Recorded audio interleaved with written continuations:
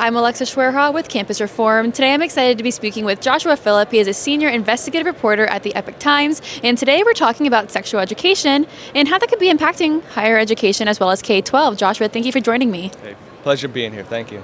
So what can you tell us about how sexual education is being taught in public schools? So I'm currently working on an investigation. I've spoken with several people about it, touring across the country, and what I'm finding is that the sex ed programs are as bad and worse than what people believe they are. I actually got my hands on a lot of the curriculum, including, get this, there's a whole system preventing parents from being able to see the curriculum. And even if they do get the curriculum, there's systems in place to not show them all of what is there. Because some of it's digital, some of it's in slideshows, some of it is made in ways where if you get the PDFs, they won't show you all of the content. And there's also books and links on websites that lead to really, really crazy stuff. Yeah, I can imagine. So how are parents feeling about that? I mean, where is the transparency in these classroom content? Well, they don't know. I'll give you a couple examples, all right? I mean, and I'm sorry if this gets graphic, but like this is stuff they're teaching to like little kids, right? Like if this makes you uncomfortable, imagine being a little kid. We have books, they're teaching anal sex as a form of pregnancy prevention. They're teaching blood play. I never even thought that was a thing. They're teaching blood play to little kids.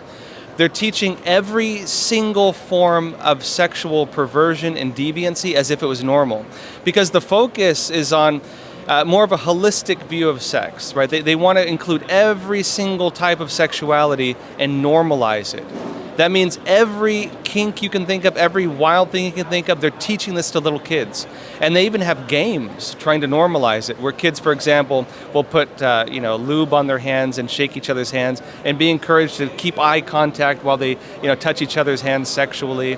They're made to play games like that and others.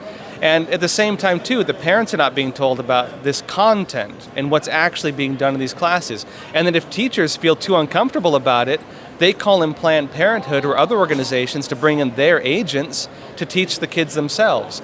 And so even if teachers don't want to do it, even teachers feel uncomfortable about it, the system is basically like, hey, great, we'll bring in the real people who can make it even worse, essentially. Mm-hmm. So we're basically talking about, undermining parental decisions. Do you think this is going to play an impact for the midterms?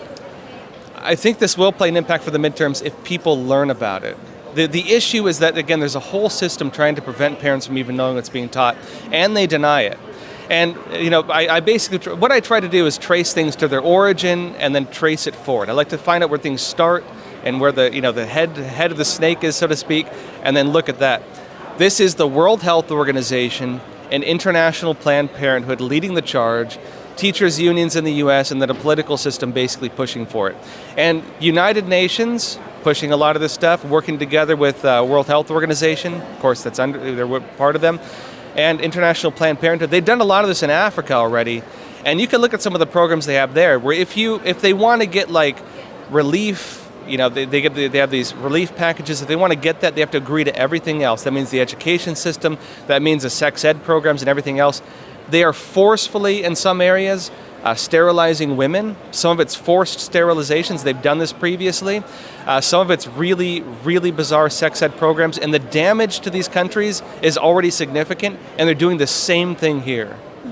So here at the Leadership Institute's Campus Reform, we've reported on all the wacky sex ed stuff that goes on America's college campuses. You have schools that are funding drag queen bingos, we have drag queen story hours, genitalia photo displays, the most wacky stuff. So do you see a correlation between what's happening on college campuses play down to K-12? They're trying to basically take the college system and make that like the system, right? Where everything is controlled. They're basically insulated little societies where you have your courts, you have your trials, you have your student groups, you have your businesses, you have your cafeteria, you live on campus, and the campus is your life. When they talk about community schools and the Envision program for that will basically transform every school in America, every public school, into a college campus, the same basic structure. And final question for you, when did you start to notice this shift in how sex ed is being taught? When I was a kid, sex ed was kind of normal. I mean, I think I drew pictures for it because I thought it was weird. I was probably second grade, I think, was my first class we had on it.